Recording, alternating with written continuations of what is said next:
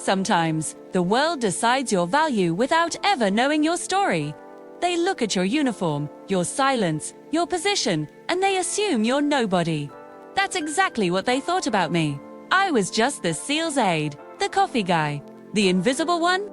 Until the day an admiral walked into the room, ignored every medal, every rank, and saluted me first. My name is Daniel Hayes.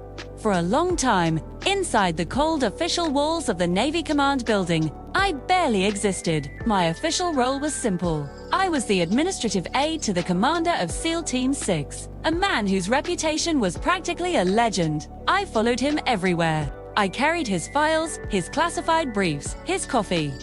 When he entered a room full of high-ranking officers, my job was to find a corner and disappear. I stood quietly, a shadow in a room full of stars and stripes. The officers, the decorated ones, they saw me, but they didn't really see me. To them I was furniture that moved. I heard the whispers, the quiet laughs behind my back as I walked down the hallway.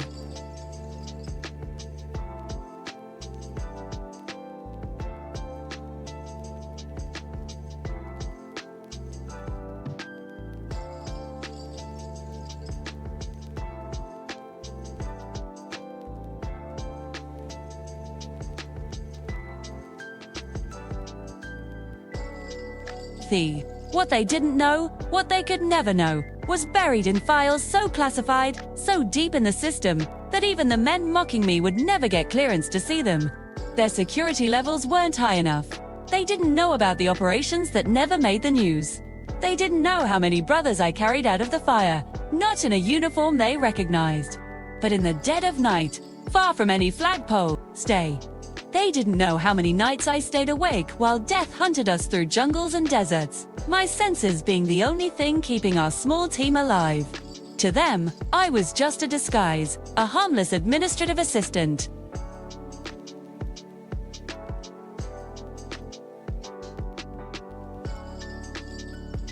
Then one morning, everything changed. A current of nervous energy shot through the command building. Whispers spread like wildfire, much faster than the usual gossip. Admiral Fletcher was coming. Not just any admiral, the Admiral. The Admiral Fletcher. A man forged in the crucible of special operations, a titan within the community. Instantly, men panicked.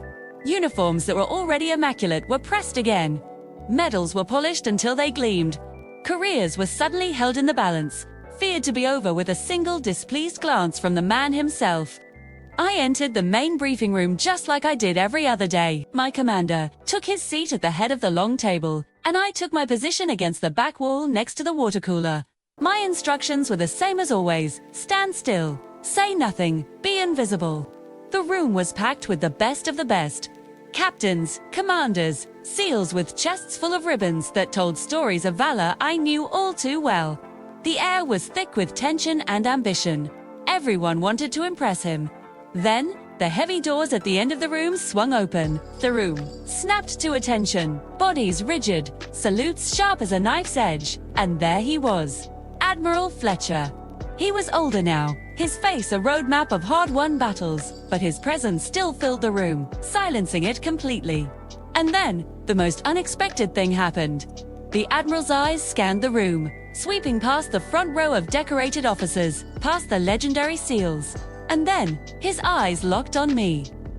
On me, the man in the corner. For a split second, the years between then and now vanished. The sterile, air-conditioned briefing room dissolved around me, replaced by the suffocating humidity and the smell of rain and cordite. A storm-soaked night in the South Pacific. We were deep in hostile territory. A diplomatic team was trapped in a compound, and our small clandestine unit was sent to get them out. But the mission went sideways. Fast, we were surrounded, outgunned. I saw it happen. Commander Fletcher, as he was then, was buried under a mountain of burning rubble. The radio was dead. We were cut off. Protocols said to fall back, to save who you could, but I couldn't leave him. I ran through the chaos, through the storm of bullets tearing the air around me. I reached the pile of debris and just started digging with my bare hands. Piece by piece, I dragged him out. The fire was searing, the smoke choked me, but I didn't stop. Bullets were zinging past my head, kicking up dirt and concrete just inches away. Blood was everywhere. His blood, my blood, I couldn't tell the difference. When I finally pulled him clear and dragged him to cover, he was barely conscious. He grabbed my hand, his grip surprisingly strong, and he whispered through the pain, "You saved my life. Hayes, don't ever forget that." He looked at me, his eyes clear despite the agony. "Stay a ghost," he said. "This work we do lives in the shadows. One day they'll know." There were no medals for that night, no headlines, no parades, just silence, an order to remain a ghost, an order I followed without question. Back in the present, the briefing room was so quiet, you could hear a pin drop. Everyone waited for Admiral Fletcher to acknowledge the highest-ranking officers first, to return their salutes as protocol demanded. He didn't. Instead, he started walking. He walked right past the captain at the front. He walked past the SEAL commander I worked for. He walked past every row of gleaming medals and starched collars. He walked until he was standing directly in front of me.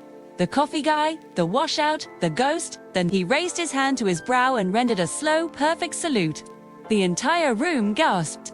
You could feel the shock ripple through the air. Admirals don't salute aides. Generals don't salute specialists. Protocol wasn't just bent, it was shattered into a million pieces. For a long moment, we just stood there, him saluting me, and me standing at attention, my heart pounding in my chest. Finally, he dropped his salute and turned to face the room of stunned officers. His voice was quiet, but it carried the weight of a battleship. "Rank," he said, his eyes sweeping over them, "does not earn respect. Medals do not define sacrifice."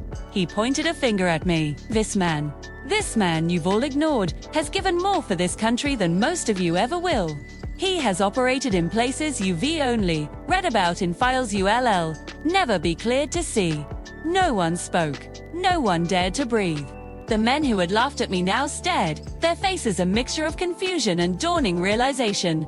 The smirks were gone, replaced by a profound, uncomfortable silence. No one laughed at me again. From that day on, the whispers stopped. The sideways glances ended. O's, still the commander's aide, still the man in the corner. But now, when they looked at me, they saw something different. They saw a ghost. But that recognition, it never mattered to me. It wasn't why I did it. Because the strongest warriors, the truest heroes, often walk quietly among us, hidden in plain sight. They don't seek the spotlight. They don't need the applause. Their reward is the mission accomplished, the lives saved, the silent knowledge of a job well done. Some heroes are invisible until the day the world is finally forced to see them. If this story moved you, please like the video and comment what you felt when that salute happened. And subscribe for more powerful stories like this one. Thanks for watching.